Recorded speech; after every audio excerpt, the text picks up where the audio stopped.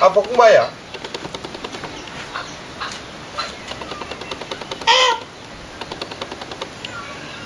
Apa ni kumba tale? Kayoro kalifailao. Ngumbu akudu nyengi kana kanasro ya. Kayoro kalifaila. Meski fata feka do kuma nyina maro. Fem fa be feka do kuma ro. Ga kuma woni wallahi mwaro mwanya ini. Ako ni sikite bemli. Ako bulale ne.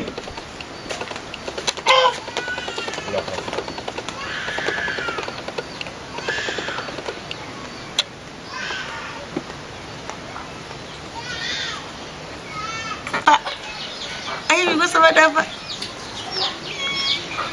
Imo gere ni woni na domina. Ko ki ko na. Hola. Sasa ni mwana wangu.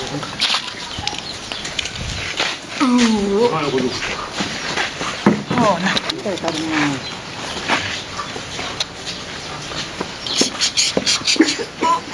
Ora. Ha? Abana bibi. Oh. Ko jogodi. Jebe jelama. Ke deni gele getna. Itaro gero maisa. Ha? Nashim, na mashini. Shim. Shima. Kashini ma nashi.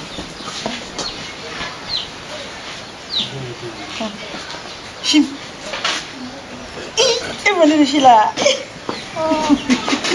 Abana no shila boy.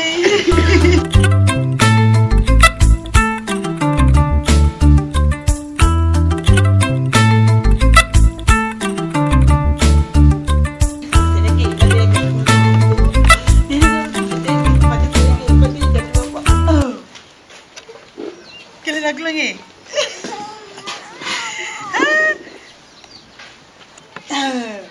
Gadi mana na? Eyo, ganen. Jaga di mana? Ganen. Nimo. Nimo. Nimo wala. Bola na ngasi. Nimo. Oh, nimo na koi. Nimo. Okay. Terus di pabe. Nimo.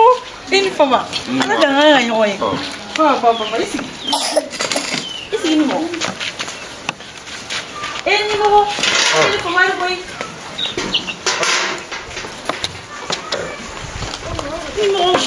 Ini mau. Jangan sih. Mbak.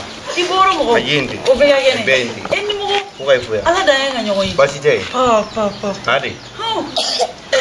Papa ini mau.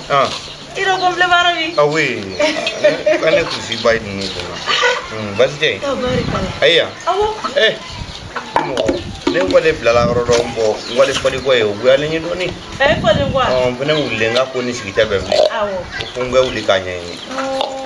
Ne ko jonde ere bulo no. Wale blala ro mo isoro e mum blala ro.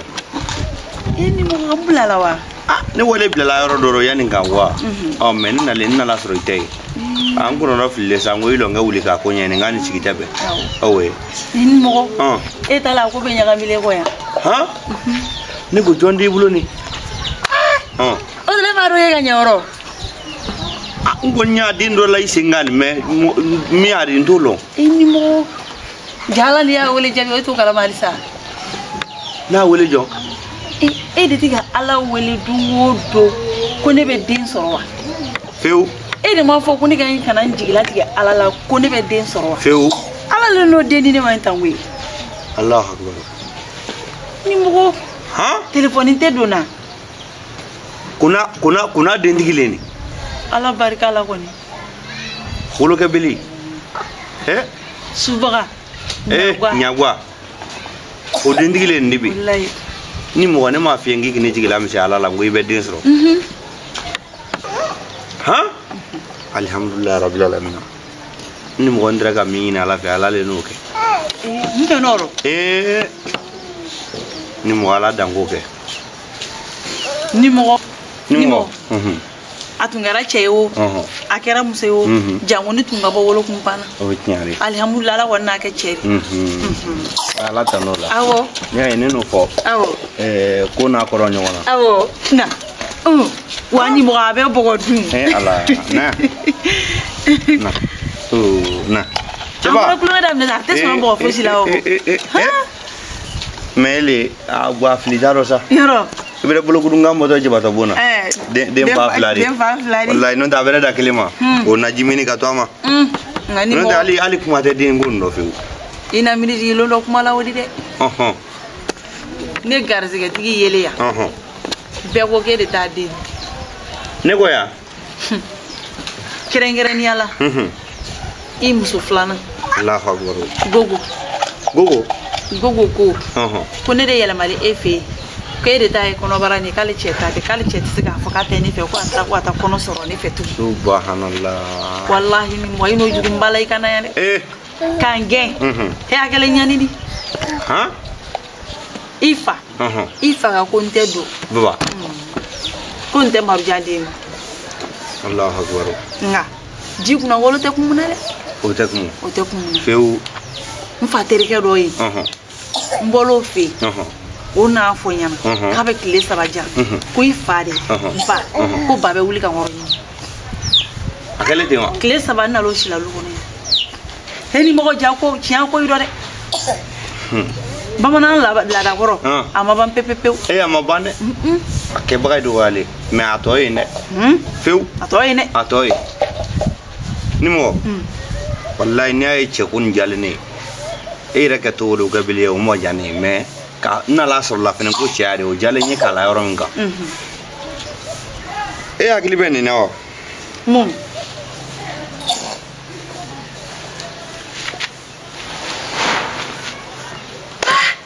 ni mo ya akili marja te wo kama bi ni kuma men yera saraka yibi men ni na marja ni kono fale no sanu gina si were fente fere tu kuma do muso yera la marja furu boya kama den soro li sabu kama ko ni fale muna marja nyen dima ne ba ben do tigala do mi kan chama dala ni ka dine ma me ni be shi nyonga ka wuli nyonga fen ben ko ni tado marja nyana ko ne fendi amana be kien fefe ikane kuma sina muso ndo muso njigi tabaka mimi shi bo kadi enine ma marja ikane ko yi amine awa me i referenta de même makolo la wo soro to bari nyinta di ala de ma ala ko be kala ala nyina mbeni mina ni ala ka jaye kumba nin ka fre a bracket to yam na ta do wila men ko ni mena mi finyina ka gbele ya wo den ko nde den ko ni jale nye ko ni jale ne ireta mu makolo la nda do so kono ka bokan ireta re mu makolo ireta la flana mina to kana soro kitore na me ini che ini braji ira ka de mu makolo la na ni mo enen bam enan ne di ne koroke mo kaka fere pour ga be se ga muso soro ka din abse ga muso reta ka din soro chugo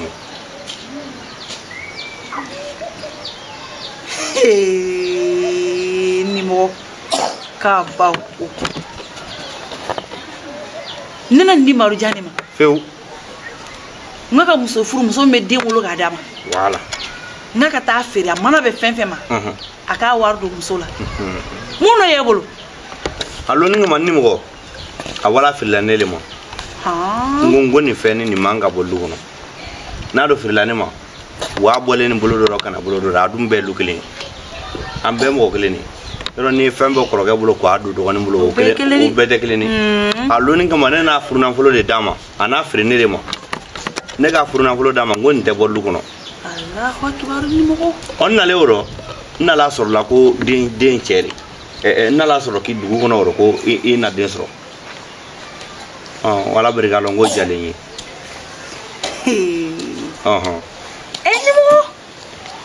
ni mo ni sugulo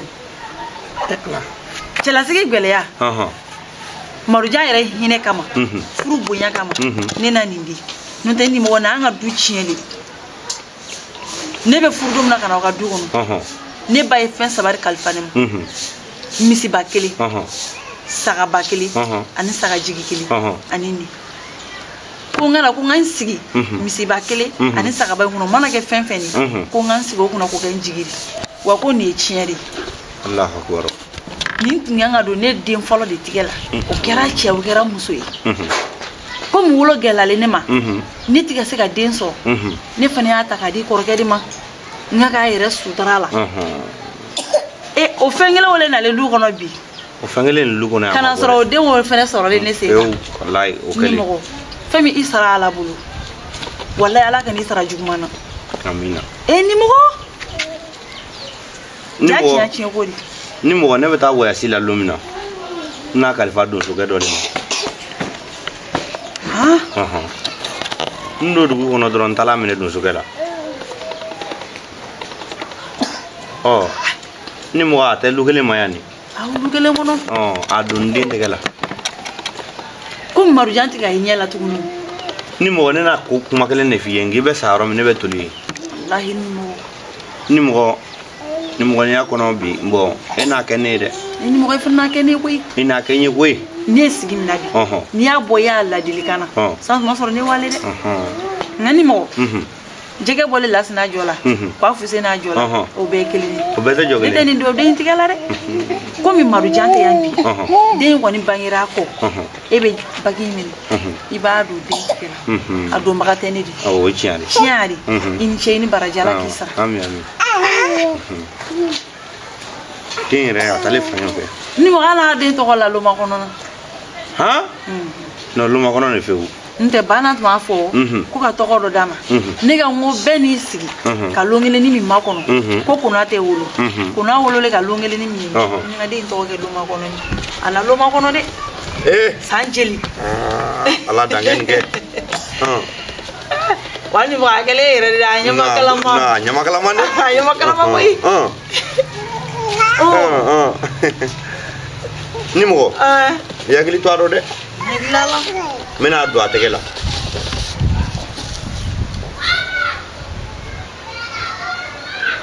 bagale atari ala atari melaki yela ga be amata atari feu tabarikalla ma kada to lide ate sigila kada to ere ali feu ate sigila feu na nimo ni jale ni kan be mo ala ka jala wala dili ba bole nte aya kuma la kuma be aya he aya la mali bipi akele tué ala be la ba ole mo oyi ni mo do yin ko kan folo ne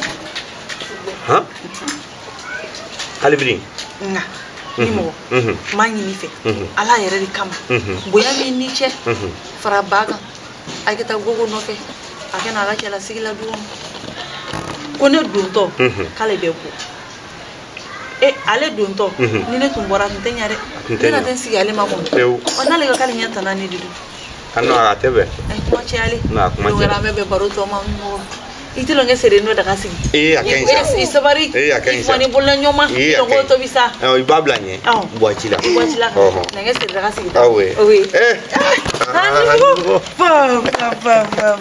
mala kale pomari ala ni mo ni mo la ngani soja do pra la ni soja ga ngobi na ser to bisa ngadai ni mo ni seri ni chagale na de jigi pasa nyamene na luma kono so yambi ni dui ngono ni karum jam la dilika wara to bede ser daga sigi taro son On te wolo. Ni mo galo ko me wolo. Wallahi atelo ni gala di ngana ko. Ele nyamba kele teng. Anna kuma. Ite. So. Nana. Basitila. Alhamdulillah. Ni sanjali tam na wonna ya. Ni rata bale ga karato ke na lo mangono ke. Asile dala kula gala akele. Akele wa. Akele ke. E ma ta kana. Ni mota sa. Adala sigili mandiyo. Ilo sa. Mo be dem tani marale nyawa. Ra ba kuma pa ko lo mangono. Lo mangono ni ko ni mo dem mi mo ko imena ni tay babla. Oh. Aya. Wa rek ni son kadi. Nena ngelo mangono fay keta. Akela bana la. Wallahi bralo na bola a fanjili le. Ibasite ko. Ikagane. Ni kana ser daga sigila. Kana ser to ko do joma lo. Maruja. Adoni karim. Yo, hagili dala. Chegele mini ron jigi yala. Kun fo ka se fo habima. Kana ni fo. Wallahi. Nini mo ke karum. Kumba. Ne hagili de chena wala tellement que ala na denja. Nyara tunyina la ko Kumba. Kumba ni anima kumanna. Bi iya diganga ni ka daga liele man ya munta dengo la. Ni dugu be dajara ke konare. Gete den soro on ne man ya kama farla fembo ko di furuke ma furu gasi kama furu sutura kama. Kuma ala be sutura kele na ala kunte se ke malusa. Bay fembo ay la chomi ka de ma ka furula. Ko do den folo tegala.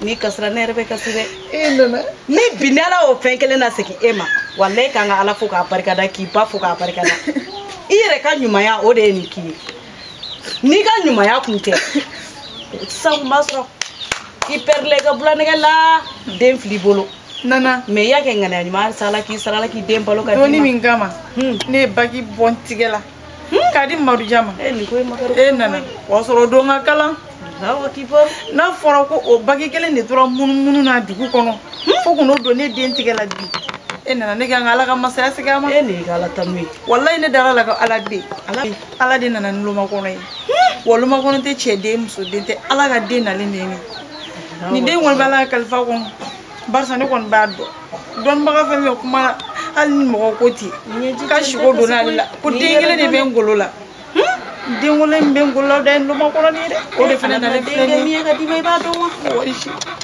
har sala ga dingi na fala de ni jite ni ti kasi do yoy ni so dia doni afo ni so dia doni ni mo de kalikante ka te be jigi ko wallahi ki be sa rom ka be toliyo akoti jigi kasi rotila tu ana foto ko bagi inte bodu kono ay o de fonta kalama nana ne belanta kalama ana ni foyi bi o lo ga mangone ka ser daga sigayi jansani seriri alo ma kono na to tenni na iti boy se ma roja chana abe waso kuma fe wai ma bulane ni asigela waire bandi ba elo ma kono bandi sa iya roja bulane ni tiga pa tiga ro ai be yelo sa dem seni mai iya bola tiga la ka marai amana kuma ya ka temeniga ni te tununa ni kuma tununa mbana di malomina akaka te tununa hali de mi na ki ba bo tiga la itise awo chele Angwa ga budala le na unye gansa awa wala ga budala ha kisra